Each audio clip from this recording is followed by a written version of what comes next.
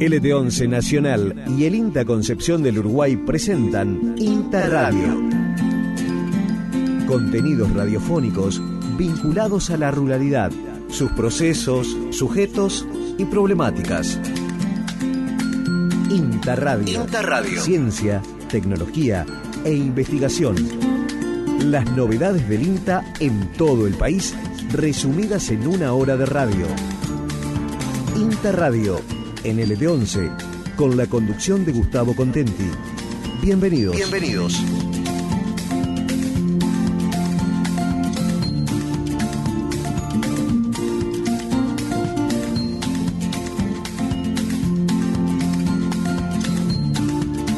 Bienvenidos a este espacio de INTA Radio Concepción del Uruguay, el encuentro semanal que tenemos en todas las semanas con el INTA y la gente, para contarles todo lo que sucede en el entorno del Instituto Nacional de Tecnología Agropecuaria. Con importantes novedades, es como lo habrán escuchado, fue habilitado para el análisis de COVID el laboratorio de virología de INTA Concepción del Uruguay. La verdad que es un gran orgullo que el laboratorio de esta experimental esté sirviendo, como en este caso, a la comunidad. Y por otra parte, lo interesante de esta habilitación también está el detrás, ¿no? La interacción entre las instituciones, la interacción entre INTI, entre el Hospital Justo José de Urquiza y el INTA, que son tres instituciones que de esta manera se demuestra cómo cuando las instituciones funcionan bien y hay interacción, se pueden lograr grandes cosas, ¿verdad?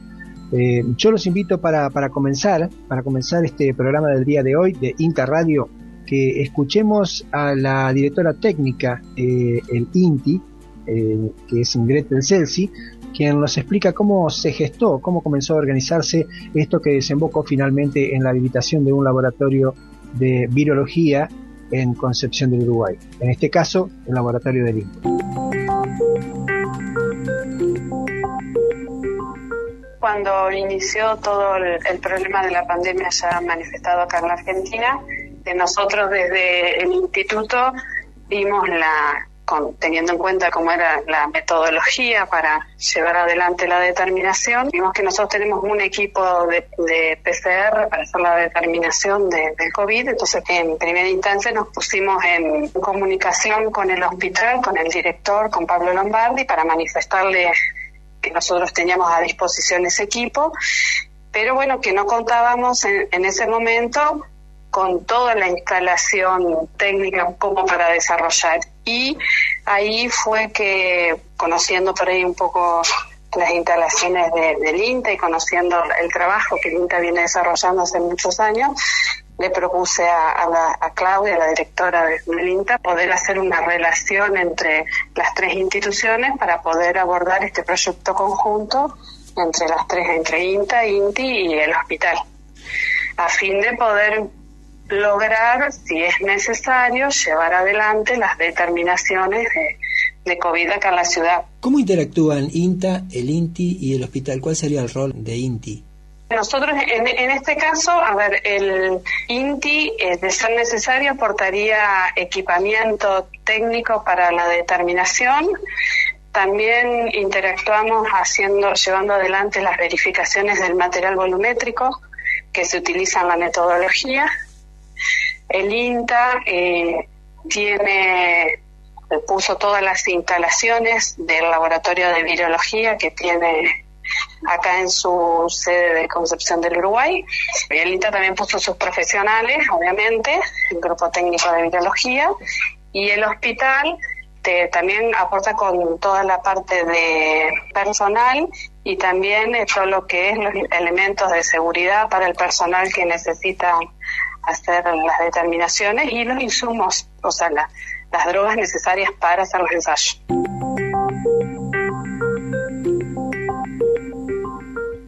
Era Gretel Celsi quien nos informaba de el inicio de la gestión para que desembocó finalmente en la habilitación después de un largo tiempo, ¿no? Porque es todo un proceso en las organizaciones para poder llegar a esta habilitación. Esta era la función que cumplió en todo caso el INTI que lo explicaba muy bien la directora técnica de esta institución. Pero ¿qué les parece si escuchamos ahora a Claudia Galinger, directora del INTA, que nos cuenta por qué el laboratorio del Instituto Nacional de Tecnología Agropecuaria está preparado para este tipo de análisis y además no es el único?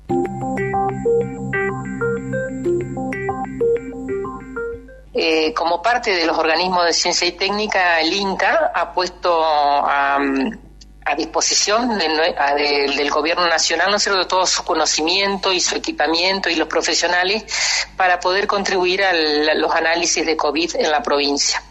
Esto surgió, te puedo asegurar, más o menos hace 2 o 3 meses, que cuando comenzamos a ver el avance de la epidemia, ¿no?, decidimos juntarnos a trabajar, sobre todo con una motivación muy importante de la directora del INTI, que se le ocurrió a ella que con las capacidades que teníamos podíamos por ahí hacer frente a esta situación desde la provincia si era necesario.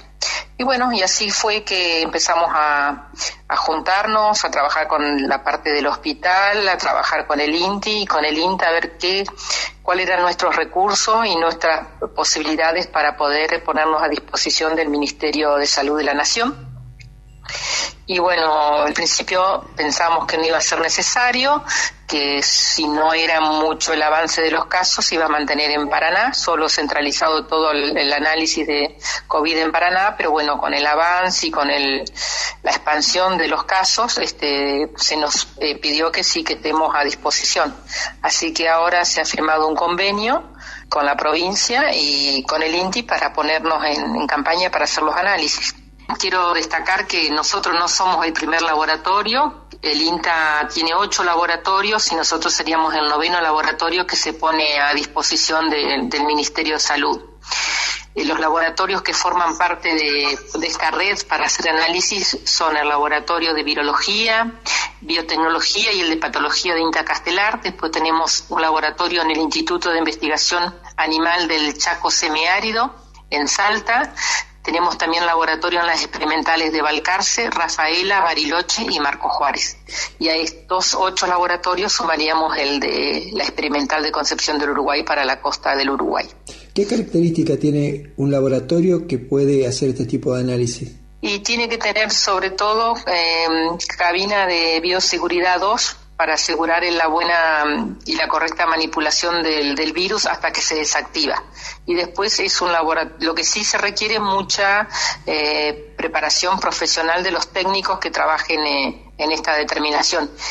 Por eso nosotros corrimos con cierta ventaja, porque el laboratorio es de virología y trabajas en virus muy parecidos, en virus que son coronavirus también que se ven en la avicultura.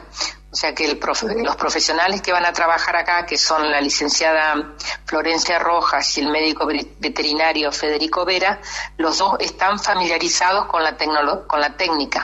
O sea que lo único que se cambia es la marcha con algunos reactivos, por eso es que fue bastante más sencillo poder ponernos a disposición, ¿no? Porque hay personal entrenado y comprometido para esta actividad.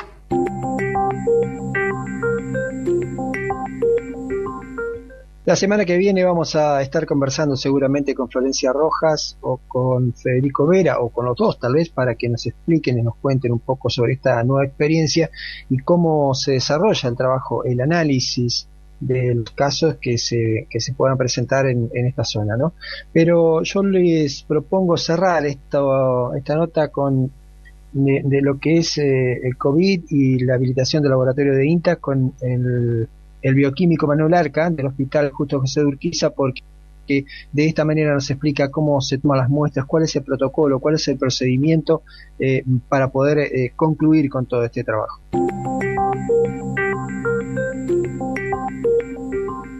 Yo soy bioquímico y estoy encargado desde que empezó la pandemia de enviar las muestras a Paraná, en coordinación siempre con el Hospital Urquiza. Y bueno, en principio las muestras se toman ahí en el Hospital Urquiza previa denuncia epidemiológica y hay que confeccionar una ficha de denuncia que se carga a un sistema nacional que se llama CISA. Una vez que está aprobada la toma de muestra y justificado el caso y el caso cae dentro de los casos que se tienen que denunciar y tomar la muestra o investigar, La muestra es tomada en el consultorio de coronavirus en el Hospital Urquiza. Desde que empezó la pandemia se vienen tomando ahí.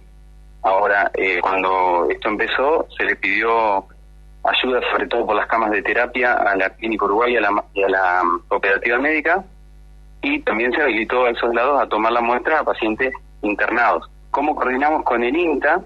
Nosotros, con Fernando Gadea, somos los dos bioquímicos de parte del hospital que estamos abocados al tema de procesamiento de las muestras, y junto con Florencia Rojas y Federico Vega de INTA, estamos poniendo a punto la técnica esta semana, y con Fernando pasamos a buscar las muestras alrededor de las 8 de la mañana por el hospital.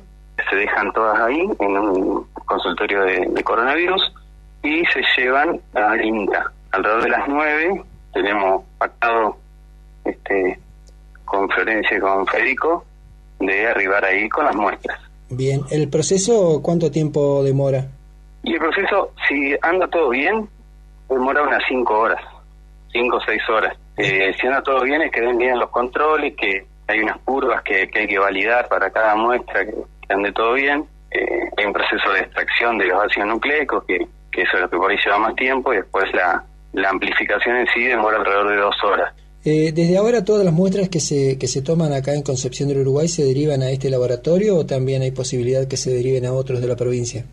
En realidad, hasta ahora estaba haciendo nada más que Paraná, el laboratorio de epidemiología, que nosotros estamos en coordinación con ellos y nos estamos cotejando con ellos esta semana y un poco de la semana que viene. Pero después tenemos asignado, alguna vez que ya podamos, ahora estamos haciendo las muestras por duplicado, algunas, y probando controles que nos mandan ellos. Desde la semana que viene, desde el 3 de agosto, vamos a empezar a ya informarlas nosotros, siempre cualquier duda evacuándola con el laboratorio de Paraná, pero serían esos 2 laboratorios, y tendríamos asignado el departamento Uruguay, y después también Colón, Tala, y los de la zona sanitaria 4, que son Gualeguaychú, Gualeguay e Islas. Bien, un paso que acelera bastante, ¿no?, el pronóstico de los casos que se están estudiando. No queremos generar expectativas de que va a ser más rápido, porque Paraná te lo está informando en el día o a lo sumo al otro día, y con eso es muy bueno para poder tomar acciones sobre los casos y los pacientes. Pero sí, la idea, igual, no es que vamos a estar todo el día procesando y si hay que repetir nos vamos a quedar hasta cualquier hora. Nos comprometimos en hacer una largada por día, que vienen dando todas bien, pero bueno, si hay algún problema por ahí se va a demorar al otro día. Pero la idea es juntar todas las muestras a las 8 de la mañana y a la tardecita ya poder informar al médico que lo denunció y al referente, sobre todo primero al referente epidemiológico del departamento o de cada departamento, los resultados preliminares, y al otro día se cargan en el sistema CISA que tiene acceso la gente que se capacitó y que puede ver los resultados ahí.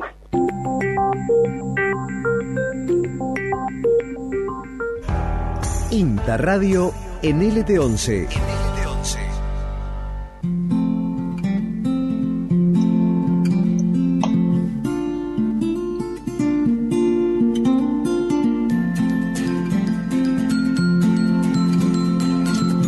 Bien, y si revisamos la agenda de actividades de la Estación Experimental Agropecuaria de Concepción del Uruguay, vamos a encontrar que el próximo 4 de agosto, martes 4 de agosto, de 14 a 16 horas, está programado otra conferencia, en este caso videoconferencia del ciclo de conferencias técnicas en agricultura. Recordemos que este es el 11º ciclo. Esto indica que hace 11 años que se viene realizando este ciclo de conferencias técnicas bajo la coordinación de la gente de agricultura. Es el módulo 4 este año, y hay 2 puntos que sobresalen en la rutina de ese día. Serán punto crítico en el control de Alphitobius, y por otra parte la importancia del hígado y el estrés en la producción. Los dos temas van a ser tratados, en el primer caso punto crítico en el control de Alfipius por Gonzalo Almaraz y el segundo por Bruno Galenda, ambos de Betanco. Así que la cita es entonces el próximo martes 4 de 14 a 16, como siempre lo reiteramos en el canal de YouTube de INTA Concepción. Son charlas muy interesantes que creo yo vale la pena seguirlas, principalmente están dirigidas a profesionales, a productores, a estudiantes, a todo el ámbito, toda la gente que está relacionada con la agricultura y con la agronomía, ¿verdad? Y bueno, en cuanto al clima, me hubiera gustado conversar hoy con nuestro especialista, el ingeniero agrónomo Nicolás Baiman, pero se nos ha escapado, se nos ha ido de pase a la Agencia de Extensión de San Salvador. No obstante, lo vamos a tener en contacto continuamente. Por una cuestión familiar ha cambiado de residencia, pero nos va a seguir informando sobre el clima. Y me acordé de él porque, bueno, estaba revisando en el teléfono, no en las páginas de INTA, que tenemos un montonazo, pero en el teléfono estaba viendo que los próximos días nos deparan una temperatura muy agradable, así que seguramente ya lo vamos a estar consultando. A propósito del clima, si les interesa estar al tanto de las temperaturas, porque siempre nos están consultando sobre todo por las bajas temperaturas que en estos días nos han estado acosando. Hay un sitio que es SIGA 2, donde ustedes pueden ingresar, se les va a presentar en la pantalla, se abre un mapa de toda la República Argentina y están allí en ese mapa indicadas las estaciones meteorológicas que son convencionales y las automáticas. Concepción del Uruguay tiene una automática, como siempre se los comento, a la cual ustedes pueden clicar, ingresar y obtener todos los datos que sean necesarios y que sean de su utilidad. Y si no, bueno, como siempre, a través de las redes sociales pueden comunicarse con nosotros para pedirnos mayor información. Con gusto vamos a estar comunicándonos, respondiéndoles sobre lo que ustedes nos estén preguntando. Bien, en el anuncio para esta semana de este programa número 42, ¿no? Hoy este es el segundo año que estamos con Inca Radio Concepción en Radio Nacional. Mencionábamos que se ha construido un nuevo invernáculo en la estación experimental local, un nuevo invernáculo que ha sido construido y terminado por el Grupo de Trabajo y Mejoramiento Genético de Arroz. Nos cuenta sobre esto el ingeniero agrónomo Fernando Catani.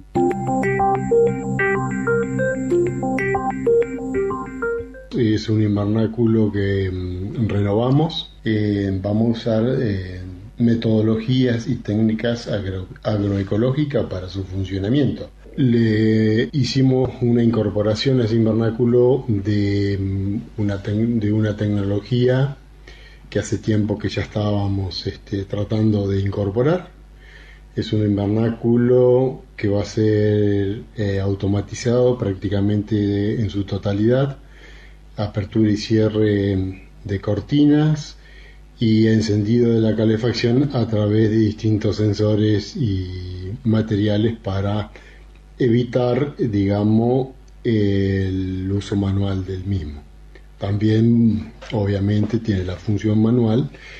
Lo importante de este invernáculo es que ya está en fase de terminación. Esta semana se pone en marcha y tiene una capacidad de 4.500 plantas. Va a tener una capacidad total de 4.500 plantas. Se maneja con piletas de agua calefaccionada porque está diseñado y pensado y diseñado exclusivamente para el cultivo de arroz.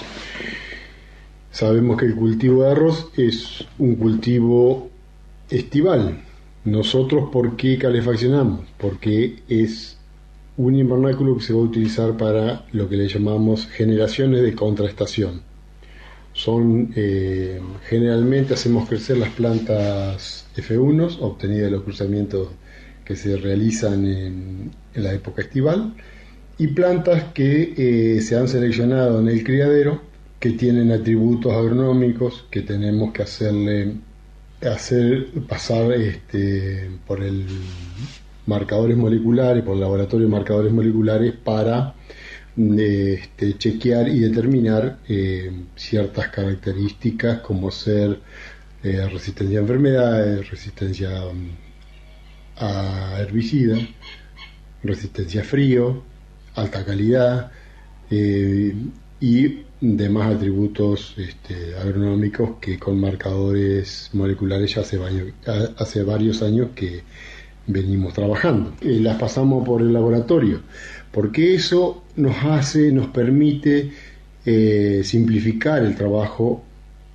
y evitamos costos operativos de campo y de años de campo. Gano una generación por cada invierno que paso las plantas.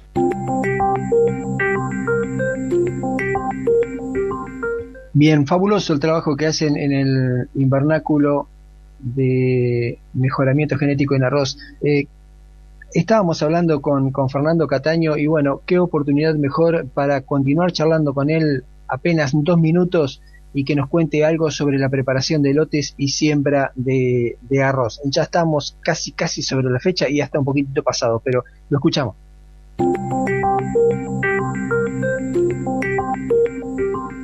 Sí, en teoría el productor para esta fecha ya tiene la mayoría de los lotes a mitad de preparación para lanzar una siembra temprana a fines de agosto. ¿Por qué digo a mitad de preparación? Porque generalmente el productor ya en los meses de junio, julio y parte de agosto termina su sistema de sistematización en las chacras que va a destinar a sembrar arroz. Sistematización es el trazado y la construcción de las taipas, y solo quedaría pendiente un barbecho químico a fines de agosto, una semana previa a la siembra del cultivo. Tenemos que entender que este año tenemos más ventanas de oportunidad en preparación de suelo, porque es un año que, según los pronosticadores, es un año niña, y así lo va planteando. Las humedades del suelo son adecuadas como para ir preparando. No tuvimos eventos de precipitaciones importantes como para que se entorpezca el trabajo de sistematización. Así que yo creo, en mi opinión, creo que este año el productor va a poder implantar el cultivo en tiempo y forma. ¿Cuál es el tiempo y forma? Tener todo sistematizado en lote a mediados de septiembre, y ya poder, cuando las temperaturas del suelo así lo permitan, poder iniciar la siembra del cultivo.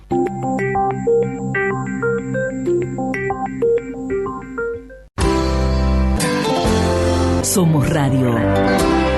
Somos INTA. La radio fue, es y seguirá siendo un medio de comunicación fundamental para nuestra tarea. Porque la radio potencia voces, replica conocimientos, promueve encuentros y democratiza la palabra. Seguimos sumando sonidos desde y para la ruralidad. Somos Radio. Somos INTA. Somos INTA.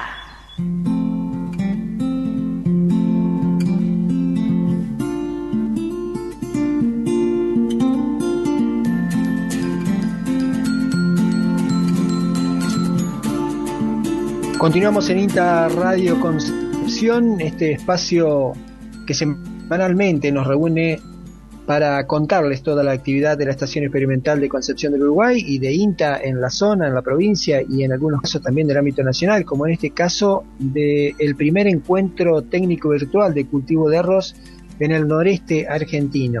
Se va a realizar los días 13 y 14 de agosto de este año, ya próximos a mediados de este mes que estamos cursando. Es un primer encuentro virtual de cultivo de arroz en el noreste argentino, organizado por el Grupo de Cultivos Extensivos de la Estación Experimental de la provincia de Corrientes. Se iniciará la actividad el día jueves 13 a las 17:30 y continuará el viernes 14, o sea que serán 2 días consecutivos de actividad relacionados a este primer encuentro técnico virtual de cultivos de arroz. La forma de poder ver estas conferencias es a través del canal de YouTube de INTA Argentina. La verdad que es muy interesante la convocatoria, los invito para que esos días, se lo vamos a estar recordando por este medio, por supuesto, los invito para que esos días estén presentes en el canal de YouTube de INTA Argentina. Bien, otro de los temas que tenemos seleccionados para hoy es con la ingeniera Elena Gagliano, que es la jefa de extensión de la Agencia de Concepción del Uruguay. Y bueno, todo este trabajo remoto a veces nos facilita las cosas y a veces nos permite, a veces hay que trabajar un poco más, ¿no? Esta principio de esta semana hablaba con Elena y le digo, le proponía armar algo sobre cultivos de otoño e invierno para huertas.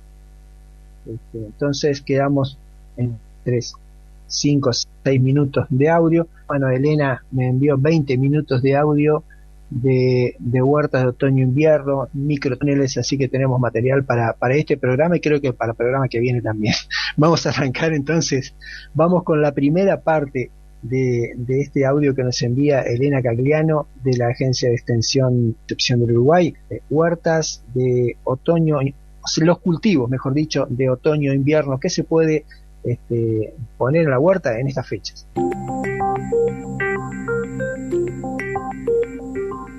En la época de otoño-invierno se puede sembrar en la huerta una gran variedad de especies que toleran el frío sin ningún tipo de protección, porque son especies o variedades de especies que están adaptadas a resistir o toleran el frío, las bajas temperaturas, ¿no?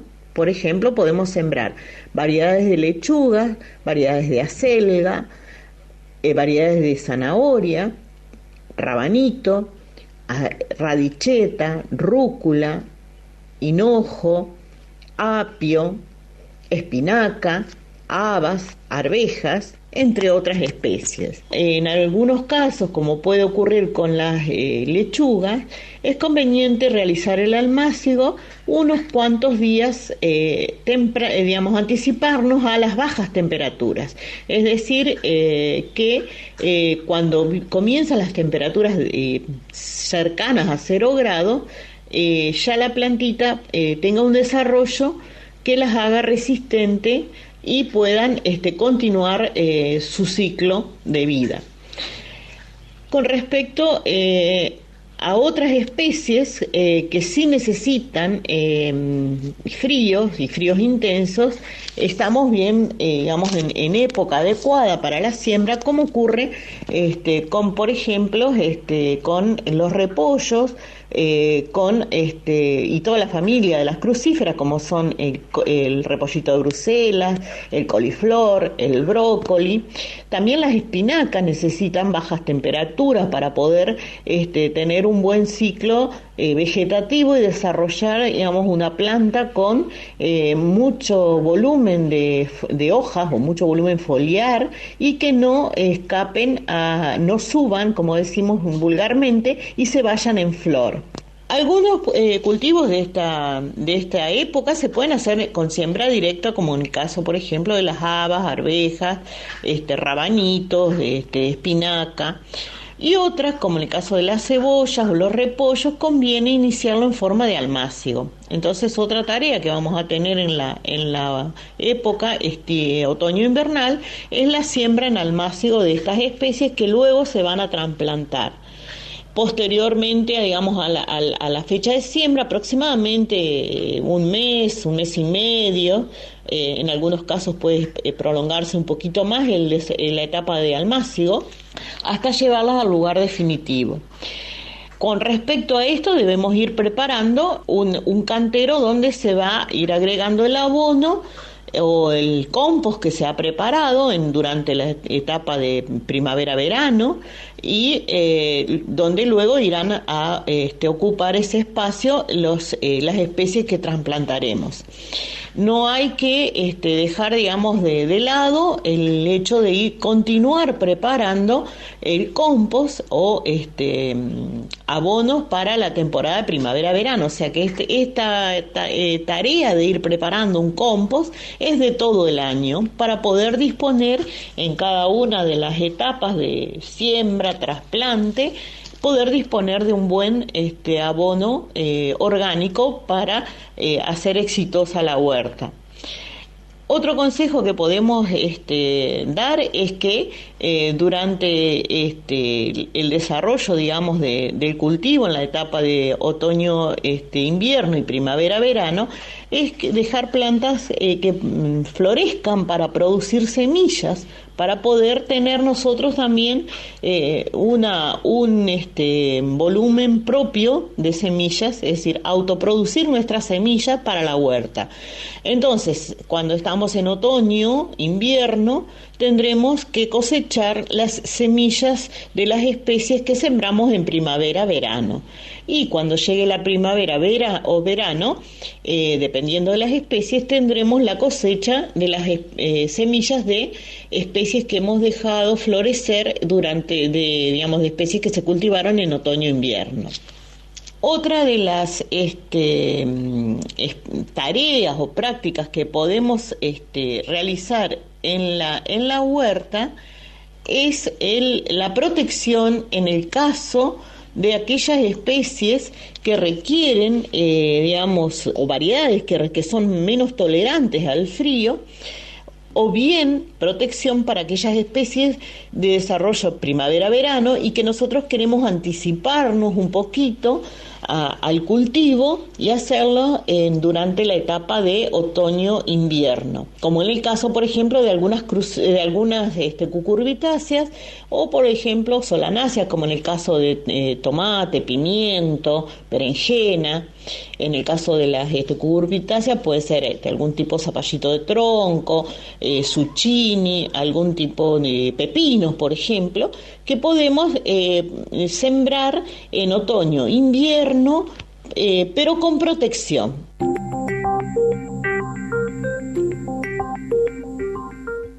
Bien, Elena nos contaba sobre los cultivos que se pueden sembrar en esta época en la que estamos transcurriendo, ¿no?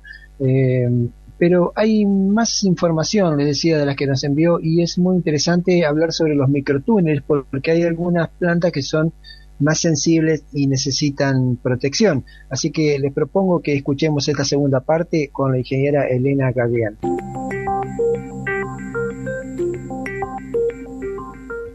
Para esto vamos a necesitar hacer algún tipo de estructura, como puede ser un túnel o bajo, como podría ser un túnel de 2 metros de altura en la parte más alta, y que nos permita trabajar debajo, digamos, de ese túnel a una persona. O bien los microtúneles. Los microtúneles son estructuras, digamos, que tienen una altura máxima de 70 centímetros, lo cual implica que para poder realizar labores o tareas tenemos que, por supuesto, correr la cobertura. La cobertura de los microtúneles y los macrotúneles se realiza con un polietileno de uso agronómico. Esto implica que es un tipo de polietileno que tiene un tratamiento especial para almacenar el calor durante las horas de radiación solar intensa debajo de la estructura, y que durante las horas de menores temperaturas en el exterior permite que ese calor albergado debajo de la estructura no escape hacia el exterior, y permite así lograr aumentar en algunos grados la temperatura con respecto debajo de la estructura, debajo de la cobertura, con respecto al exterior. En el caso tanto de los microtúneles como los macrotúneles, es importante realizar una buena ventilación durante las horas del día. Por lo general es a partir de las 9, 10 de la mañana y hasta aproximadamente 2, 3 de la tarde, dependiendo de la cantidad de sol que haya durante ese día, es decir, de la nubosidad que se presente, porque debe renovarse el aire interior para evitar y despejar la humedad también ambiente, para evitar que proliferen algunos sobre todo enfermedades, plagas también, pero particularmente algunas enfermedades y fúngicas por lo general. En este caso, luego de ventilar, hay que tratar siempre de cerrarlo unas horas antes de que el sol baje, digamos, su intensidad y su proyección en ese lugar, para que en las últimas horas de la tarde, por lo menos 2 horas y media, tenga buen sol para que aumente esa temperatura interna. También hay otros materiales que se pueden usar para cubrir este tipo de estructuras, como les decía, los microtúneles. Pueden hacerse con una malla especial que se llama manta térmica. La manta térmica es una tela de uso agrícola que permite mantener cubierto el cultivo durante todo el invierno, digamos. O sea, no es necesario en este caso ventilar, porque esta malla es permeable, deja, digamos, pasar a través de ella tanto el aire como la humedad, pero mantiene la temperatura interior. Por lo general, bueno, es un buen recurso porque uno evita, digamos, el trabajo de tener que estar ventilando diariamente. Si bien tiene un costo mucho más, digamos, un poco más elevado que el polietileno de uso agronómico.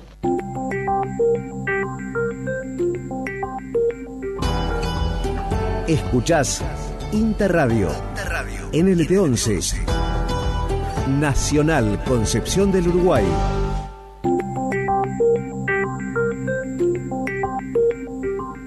Hay que decir que, bueno, que en las últimas décadas el cultivo de nuez pecan ha ido creciendo, entonces con una expectativa de venta hacia el exterior. Cuando arrancó el cultivo se traía la novedad de las posibilidades que tenía el fruto en ser exportado.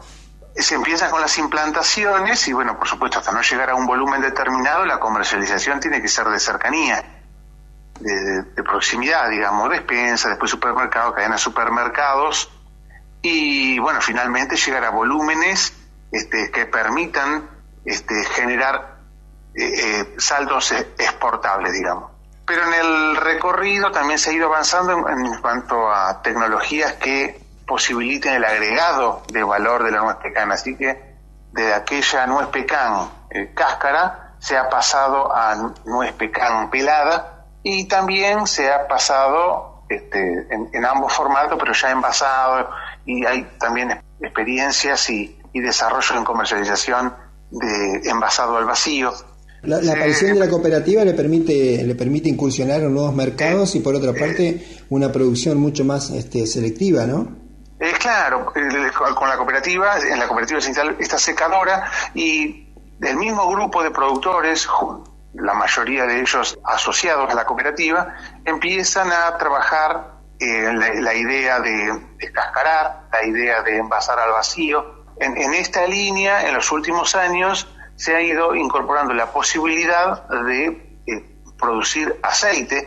Es un salto cualitativo en cuanto al producto muy importante, porque permite trabajar no solamente con el fruto de buena calidad llegado del campo, sino también con frutos con algún tipo, si bien muy buena calidad también, pero con algún tipo de problema mecánico que hayan traído desde el campo, o sea, no se han podido descascarar convenientemente, o bien han tenido algún tipo de malformación.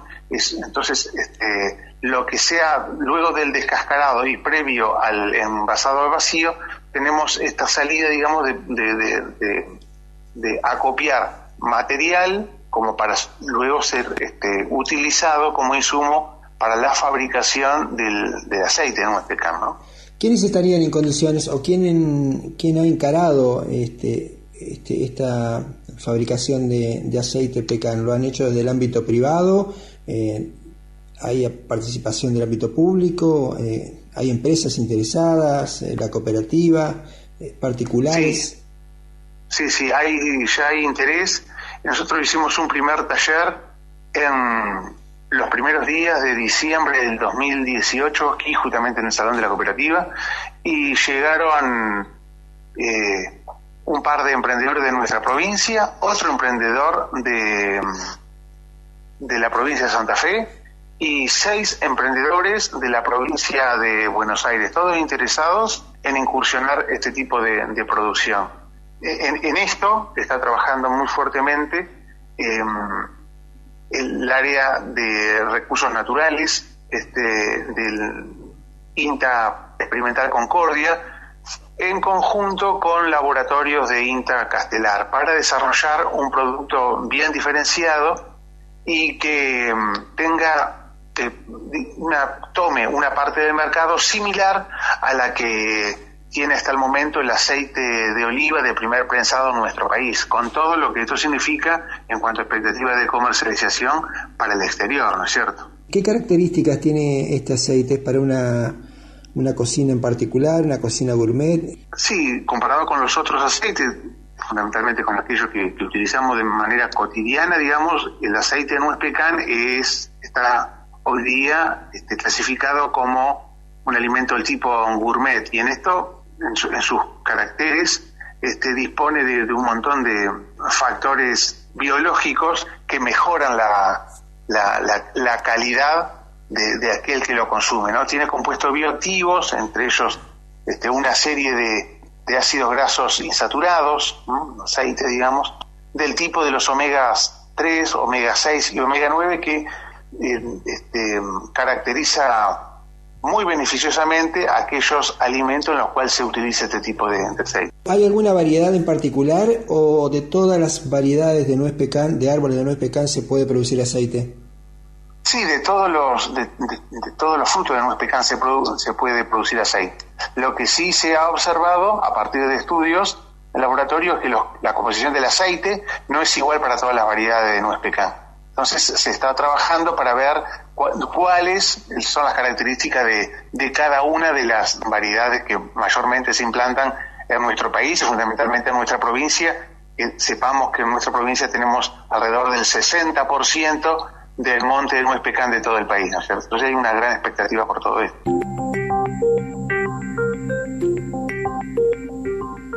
Escuchábamos recién a Hugo Benavides de la Agencia de Extensión de Villa Paranacito, que nos hablaba de aceite de nuez pecan. Comentábamos que la producción de pecan, lo comentábamos inclusive en programas anteriores, ha ido tomando mayor relieve en la provincia de Entre Ríos y que ha posicionado a nuestra provincia como una de las mayores productoras de esta variedad, ¿no? La verdad que interesantísimo y muy atractivo para el paladar. Y bueno, esto de la posibilidad de analizar variedades de pecan para la obtención de mejores aceites, un aceite para la cocina gourmet, ¿no? Muy fino, muy rico, es importantísimo y es un trabajo que está haciendo INTA, inclusive con gente de la Experimental de Concordia. Bien, a continuación vamos a escuchar algo más sobre agroecología. También hemos hablado, es un asiduo visitante de INTA Radio, el ingeniero Norberto Pérez. Así que tenemos un espacio con él, agroecología, organismos eficientes nativos. ¿Para qué se utilizan? ¿Cuáles son los ingredientes en el caso que lo queramos preparar? ¿Y cómo hacemos para prepararlo?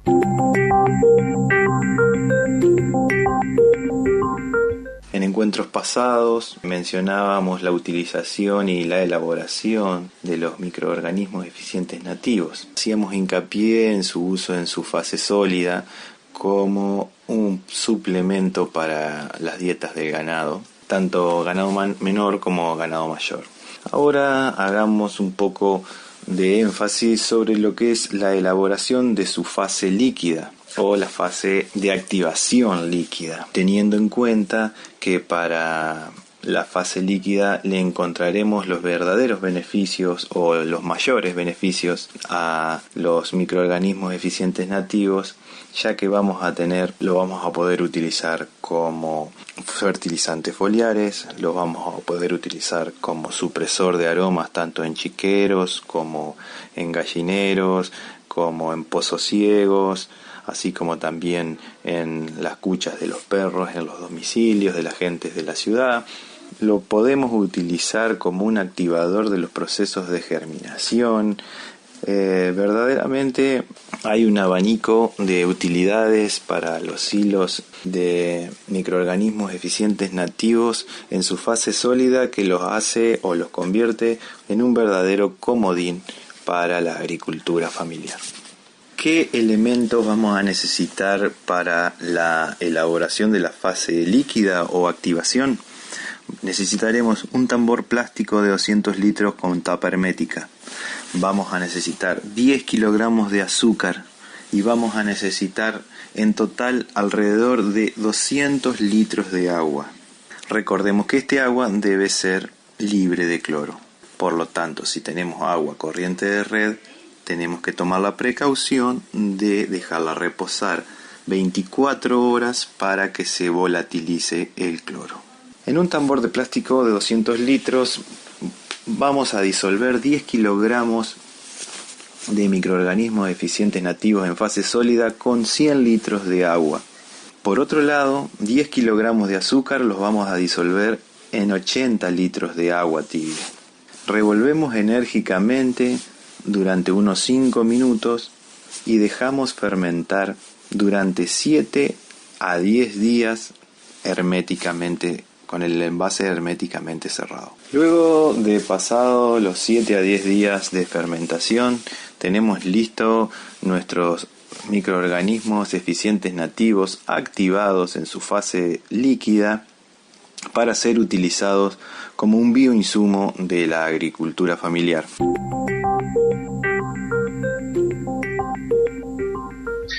Muy bien, esto ha sido todo por el día de hoy. Quiero invitarlos para la semana que viene volver a encontrarnos aquí en este espacio INTA Radio Concepción. Muchas gracias, hasta dentro de 7 días. La próxima semana nos volvemos a encontrar en INTA Radio. El programa del INTA Concepción del Uruguay, en el aire nacional, de LT11, AM 1560.